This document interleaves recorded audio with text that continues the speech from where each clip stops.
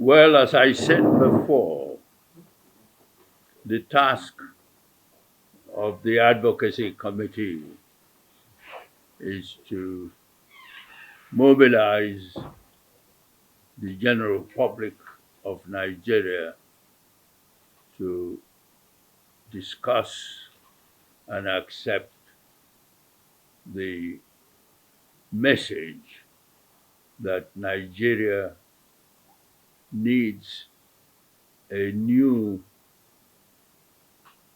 truly federal constitution if it's to be able to address the challenges confronting the country. And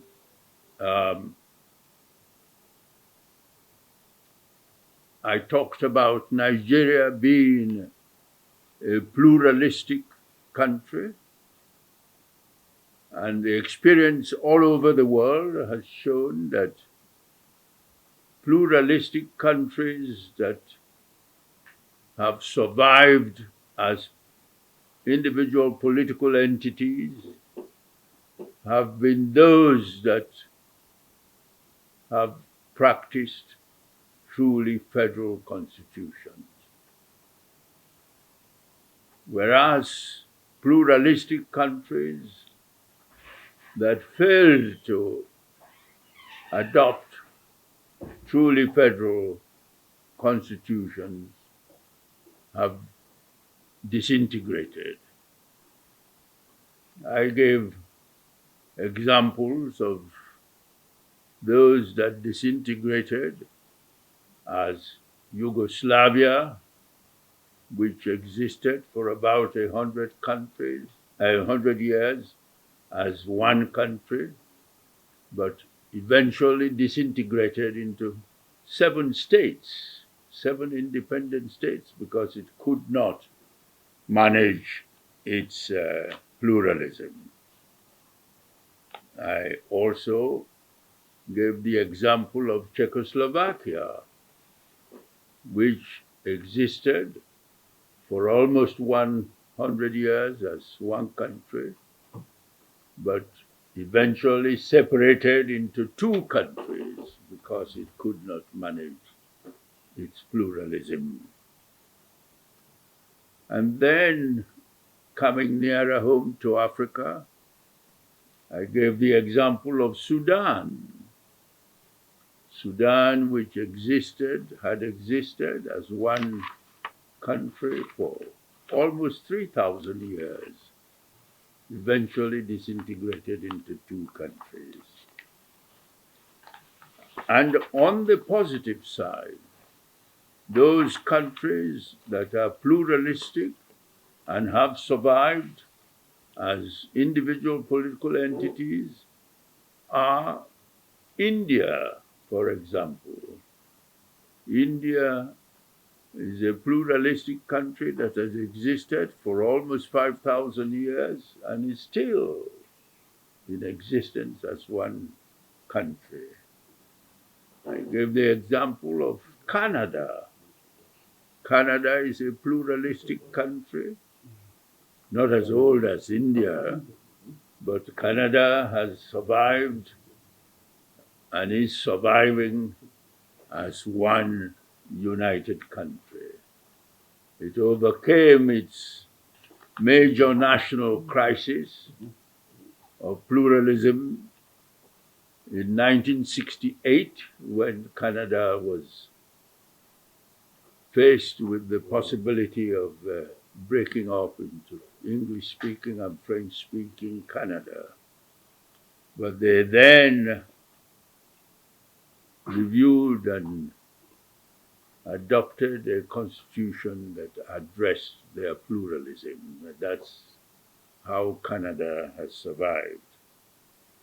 So the message which the advocacy committee will be spreading in the country is the message that first recognizes that Nigeria is a pluralistic country. Nigeria is a country of peoples who had existed in their separate geographical areas for centuries, with their different cultures, different languages, different religions, and were brought together by our former colonial masters, the British. The amalgamation of the northern and southern protectorates of Nigeria happened in 1914, as we all know. And we have recently been faced with the fact that the country is underperforming in almost all major sectors of its existence. I don't need to tell you that the country in the area of internal security is underperforming. There is insecurity resulting from the activities of kidnappers, bandits, so-called unknown gunmen. There is the underperformance in the economic area, resulting in massive poverty in the country and hunger, resulting in Nigeria having taken the place of India as the poverty capital of the world. And there is the underperformance in the social areas, in our education and health facilities. And indeed, the situation of our country now is driving the young people and even some professionals to japa, as the word has been coined, which means wanting to seek greener pastures outside the country. And we believe that these challenges can be more effectively dealt with a federal, truly federal constitution. As I said, the country in the early years of its independence had a truly federal constitution which our founding fathers, recognizing Nigeria's pluralism, negotiated and agreed a truly federal constitution. And in those years, we had greater security in the country. We were, as a country, developing at a much faster pace than we are doing now, because in the north, one of our founding fathers, Sir Ahmadu Bello, was able, with revenue from groundnut pyramids and cotton and mineral tin in the plateau, were able to focus on the development of the northern region. And in the southwest, Chief Awolowo, another founding father, was able to focus on education and industrial development, with revenue that was earned in the West from cocoa production. And in the East, Dr. Michael Opara, before him Zeke, the East was developing from revenue earned from palm produce. At that time, Nigeria was the world's largest producer of palm produce. And Dr. Obara was able to establish industrial units throughout the eastern region. And then the sense of national unity was much stronger because there was healthy competition between the regions, and people were proud to call themselves Nigerians. But now, in addition to the challenges I mentioned, there is divisiveness and a culture of hate between the different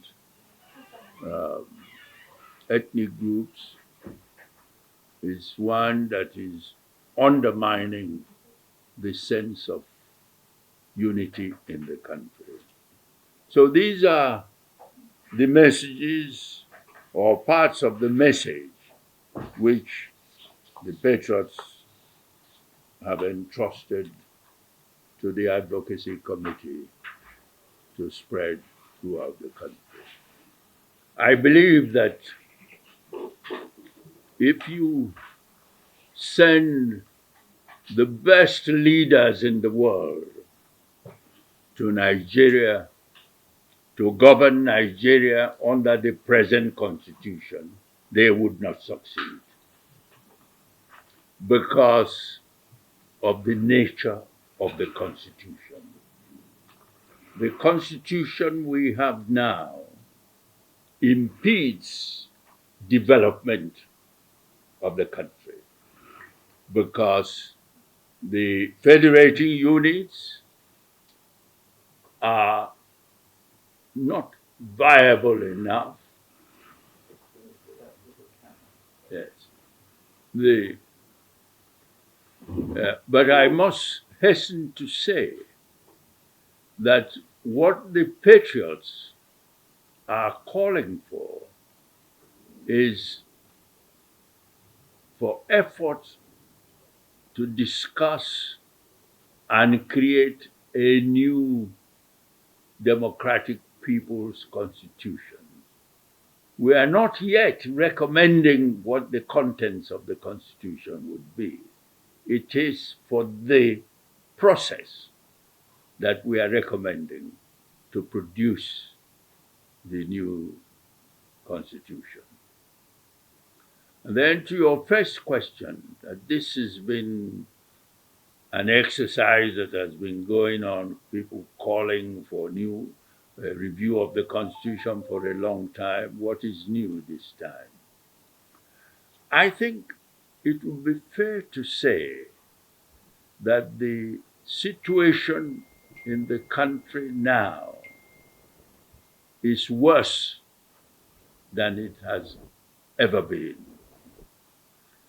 And so the call for a new constitution, which we believe will help the country to deal with the challenges it faces, has to be made again and continued until the objective is achieved.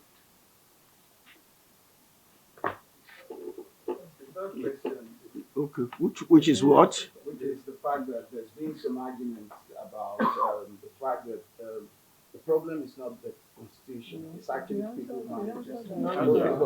The operators. Okay, can take it. But I have told you that you put the best people that the problem is the constitution. That even if you asked Angel Gabriel or Malaika Jibril to govern Nigeria with the present constitution, they will not succeed because of the nature of the constitution for achieving what we are advocating. And so the advocacy committee will be guided by that sense of urgency. State that the patriots, the group of patriots, are committed to the unity of Nigeria. The patriots are committed to Nigeria remaining one political entity because they believe that there is no part of Nigeria that does not have something to gain from belonging to a country of the size and resources of Nigeria. So, any reference to the amalgamation is a reference to a historical fact, which the consequences of which the patriots are committed to resolving. Yes, there is massive corruption. Yes, there is massive and inexcusable expenditure of the resources of the country in the course of governance. Yes, there is and has been a mismanagement of the resources of the country.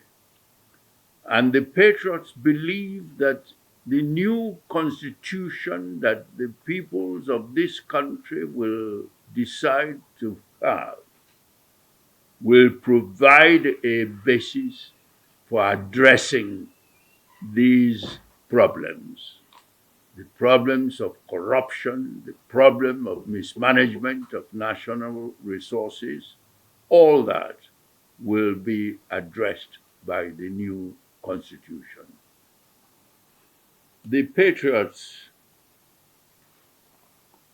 are not recommending the contents of the new constitution that they are advocating. As I said earlier, it will be for the body which the patriots are recommending should be tasked to produce a draft of the new constitution.